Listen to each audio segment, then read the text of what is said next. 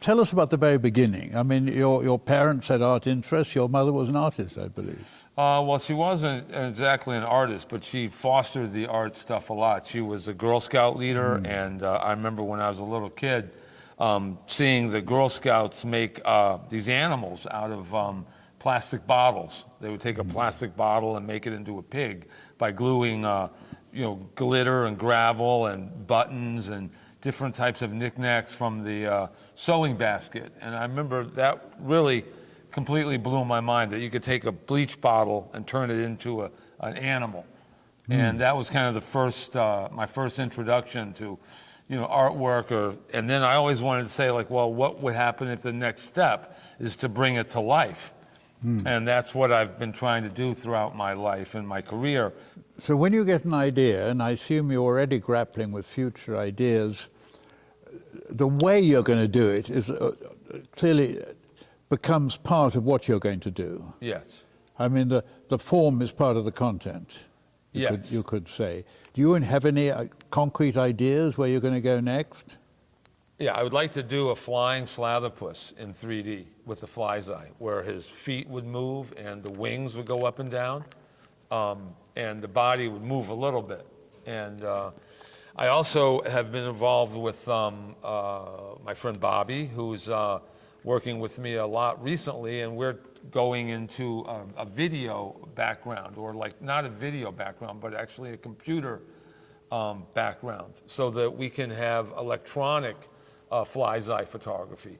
And that's something that we both had been talking about, and it seemed that it was impossible because the resolution of the video, even with the new resolutions they have that are so good, wouldn't come across with the screen that we had. So we made a bigger screen, and then we started working with JPEGs and GIFs, because they would be able to be higher resolution.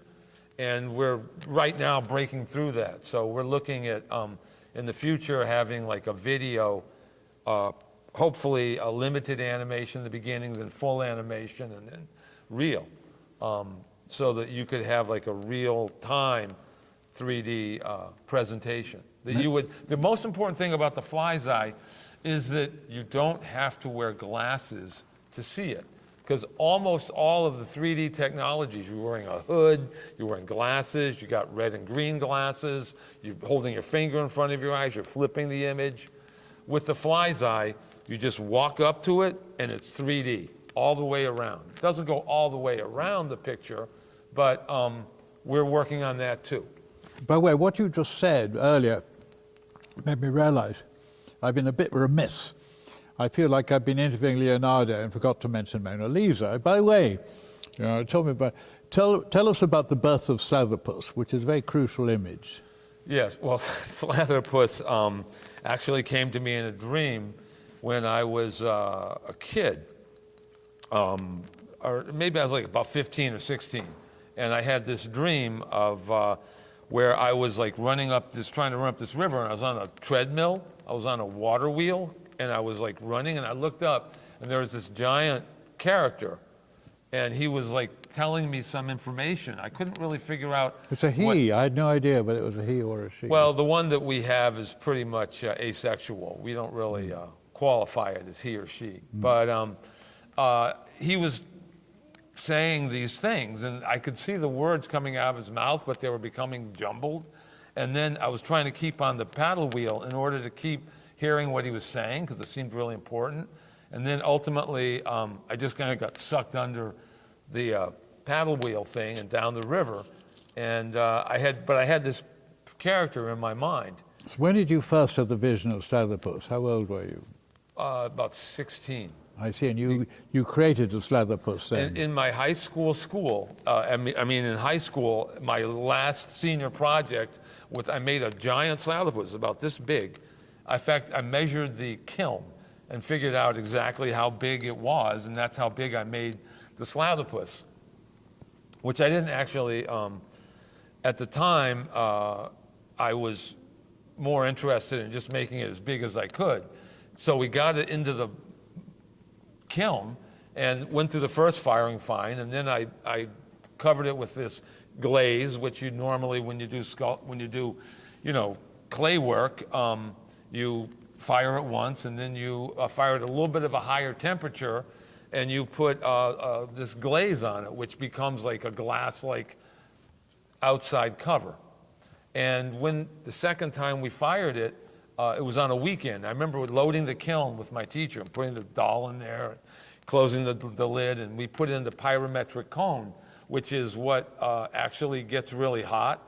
And when at some point it melts and it turns the kiln off.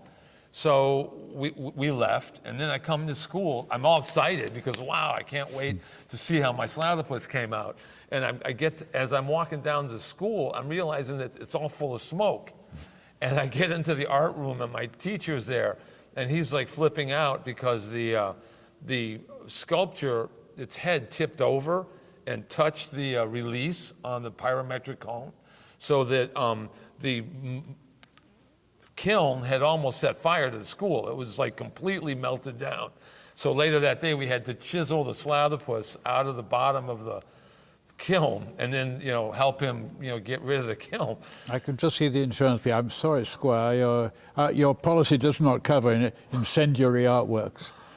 I'm told when you graduated, they were glad to see this. Yeah, I'm glad you got out of here before you burned the school down. Yeah, pretty much. Yeah, the principal was not happy.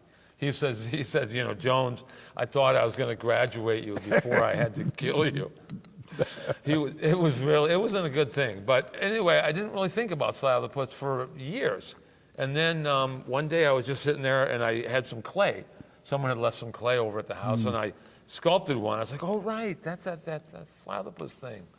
And then I got in the habit of making more stuff, and he's the star of our first 3D animating photo that we did with Depthography, which was a company that my friend Bob Munn had started with his girlfriend and a couple other friends. And one of the first things that he did with me was we made the first animating 3D lenticular photo. And that was Slatherpuss and sitting there in 3D, and when you walk by, his eyes would blink. And once again, it was like figuring out, well, what can we make that looks really cool in 3D and has something that'll animate that won't, give us what they call crosstalk, which is when you have other things. What's that word? Crosstalk. When you have like a wing or something, and it's like on top of itself, and it's not animating. So the Slatherpuss image was, when he blinked, was perfect, because you walk by him and the eyelids come down, and if there's any crosstalk or 3D or any problems, it's just only in the eyes. But the eyes looked really good, and it was one of the best ones we did. Then we did the animating skeleton, where the skeleton switched from the dinosaur to the bones. And that one also worked really well because the bones are in the same place that the dinosaur is. So if you have any of these crosstalk issues, they're going over the bones, and the bones are in the same place that they would normally be in a dinosaur. So it works on top of itself, and it makes a really great 3D animating image. And you say there's a Slatherpuss in the future? Yes. We hope to make a few of them. I'd like to do a fly's eye show where we have a number of Slatherpuss, and it tells a story.